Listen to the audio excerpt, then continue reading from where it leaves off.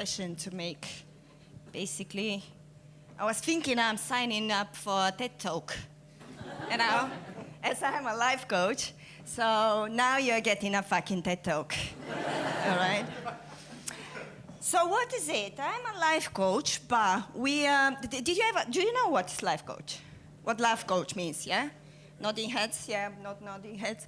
All right, so for the ones that don't know what's life coach is like influencers, but the clever ones, you know? The ones no one watches, basically. So what is it? Being a life coach is a challenge, as you need to be in a competition with the therapist and with the psychiatrist. And did you ever heard of anyone being in a life coach for more than 2 years? No, but they go to therapy. They go to a psychiatrist. And why? Because a psychiatrist would basically go deep back into your childhood looking for the fault in your parents, blaming them for every single mistake you make in your life.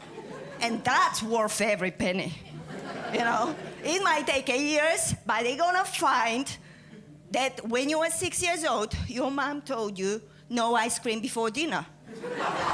And now, you walk through life making mistake after mistake, screwing up your life, chasing for the ice cream before dinner.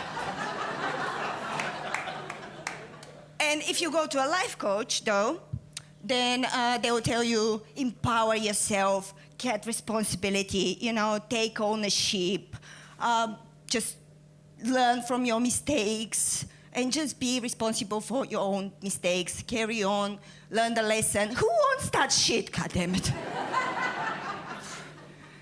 and that's it, I'll give you an example. So I have a client, and she's calling me and saying, oh, but I really, really want to call him. And I'm saying, what's gonna be the purpose of this call? She's saying, I just want to tell him that I'm gonna block him everywhere, and I hate him, and don't you dare think of coming back to me. I said, all right, and that's setting boundaries. Can we think for another way setting boundaries without calling him?